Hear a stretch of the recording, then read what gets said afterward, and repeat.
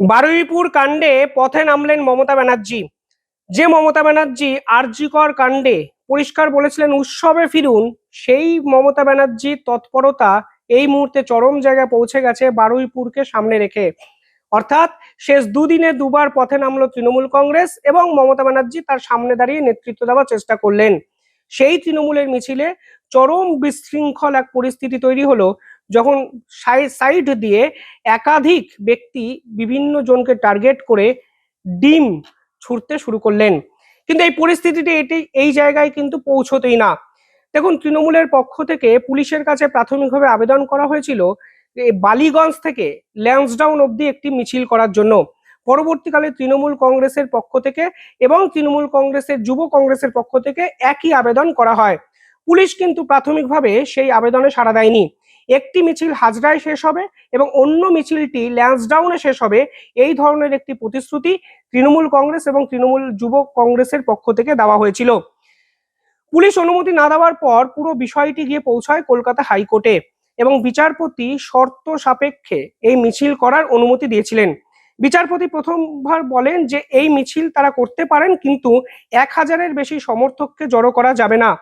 পাশাপাশি পুলিশ পরিষ্কার বলে যে যেখানে মিছিলটি তৃণমূলের পক্ষ থেকে করতে চাওয়া হচ্ছে সেখানে কর্মদিবসে একাধিক হাসপাতাল আছে, ফলে পুরো বিষয়টি জটিল হয়ে যেতে পারে।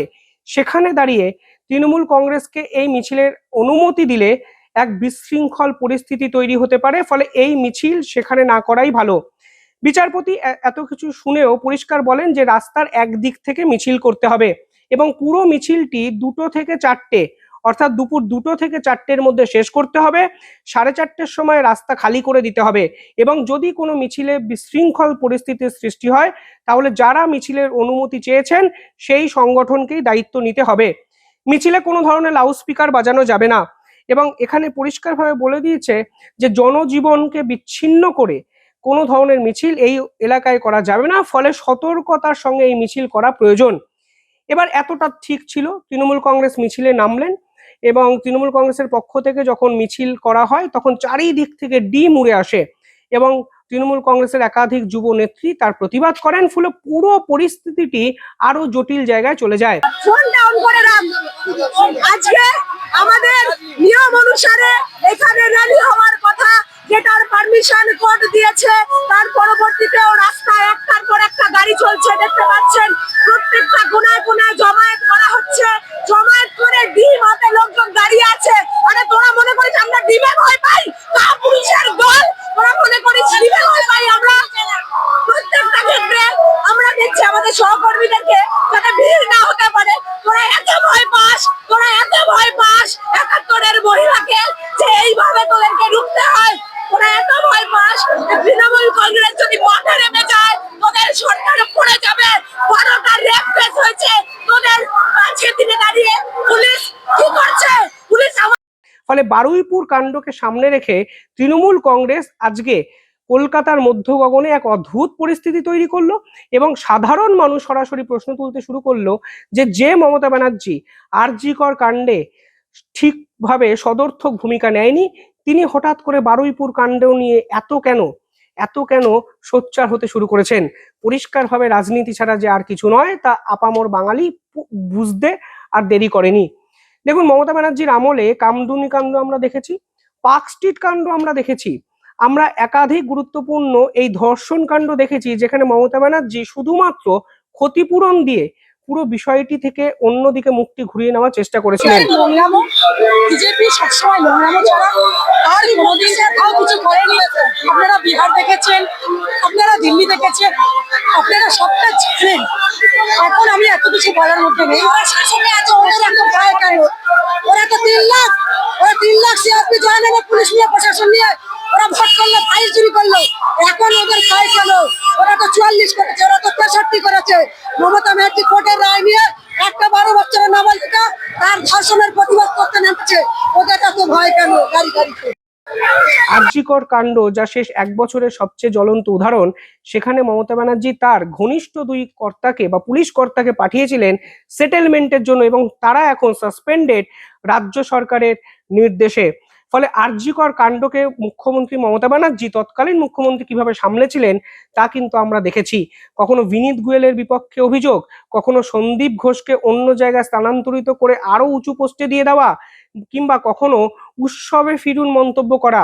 যিনি আরজিকর নিয়ে কার্যত ভুলভাবে ব্যাটিং করেছেন, তিনি হঠাৎ করে বারুইপুর নিয়ে যদি স্ট্রেট ব্যাটে খেলতে নামেন, সাধারণ মানুষ তো প্রশ্ন তুলবেই। পুরোটাই যে রাজনৈতিক গিমিক তা কিন্তু পরিষ্কার হয়ে যায়। ক্ষমতা হারানোর পর মমতা ব্যানার্জির যে বোধোদয় হয়েছে তা দেখতে মন্দ লাগে না, কিন্তু এখন রাস্তায় নামলে is too late to revive his image, তা কিন্তু পরিষ্কার হয়ে যাচ্ছে এবং সাধারণ মানুষ পুরো বিষয়টিকে ধরে ফেলেছেন। বারুইপুর কাণ্ডে বিকাশ রঞ্জন ভট্টাচার্যের একটি বিবৃতি নিয়ে চারিদিকে বিতর্ক শুরু হয়েছে। বিকাশ রঞ্জন ভট্টাচার্য বলেছেন পুরোটি প্রমাণ নষ্টের চেষ্টা এবং এনকাউন্টারের তীব্র বিরোধিতা তিনি প্রকাশ্যে ক্যামেরার সামনেতেই করেছেন। আচ্ছা, এইসব রূপকথার গল্প বিশ্বাসযোগ্য? যে প্রভাস মণ্ডলকে গতকাল মুখ্যমন্ত্রী দাঁড়িয়ে বলে এলেন তিনি নাকি নির্দোষ, সব সিপিএমের লোকেরা গণ্ডগোল করছে, সেই প্রভাস মণ্ডল তিনি রাত্রিবেলা রিকনস্ট্রাকশনে পুলিশের হাত থেকে বন্দুক ছিনিয়ে নেবেন? দেখ, এনকাউন্টার করা হবে এটা আগে থেকেই পরিকল্পনা ছিল, সুপরিকল্পিত। তার কারণে এই লোকটি গ্রেপ্তার হলে অনেক তথ্য বেরিয়ে আসতো। বিজেপির আইটি সেল তারা রাস্তায় নেমে পড়েছিল এটা দেখাতে যে ওখানে একটা ধর্মীয় বিদ্বেষ আছে। গতকাল মুখ্যমন্ত্রীকে প্রকারান্তরে তেমন একটা আভাস দিয়ে এসছেন। অতএব মূল সাক্ষীকে মেরে ফেলে একেবারে যোগী স্টাইলে।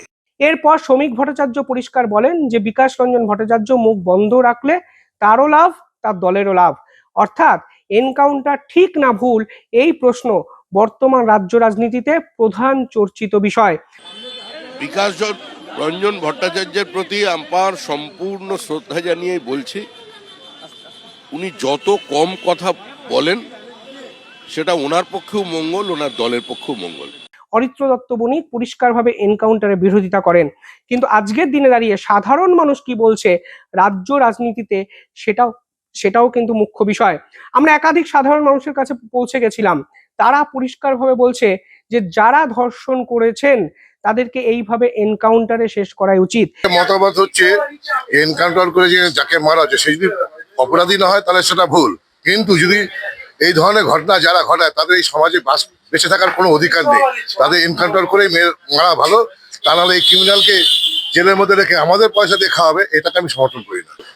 সে জানা যেত কি না যেত সেটা পরের ব্যাপার, হ্যাঁ, কিন্তু যে ঘটনাটা ঘটিয়েছে সে যদি প্রকৃত এই জঘন্য ঘটনা ঘটিয়েছে তাকে এই সমাজে বাস করার কোনো অধিকার নেই। কেউ বা মুখ্যমন্ত্রী শুভেন্দু অধিকারীকে ধন্যবাদ দিলেন, কেউ পুলিশকে ধন্যবাদ দিলেন, কেউ সব থেকে বড় প্রশ্নটি তুললেন যে ধর্ষকদের কিভাবে সাধারণ মানুষের ট্যাক্সের টাকা দিনের পর দিন বাঁচিয়ে রাখা যায়। আমি যেটা দেখে বোঝা হচ্ছে এতে মনে হয় যে ওইটাই ভালো করেছে যেটা শুভেন্দু অধিকারী করে, আর এরকমই করা উচিত।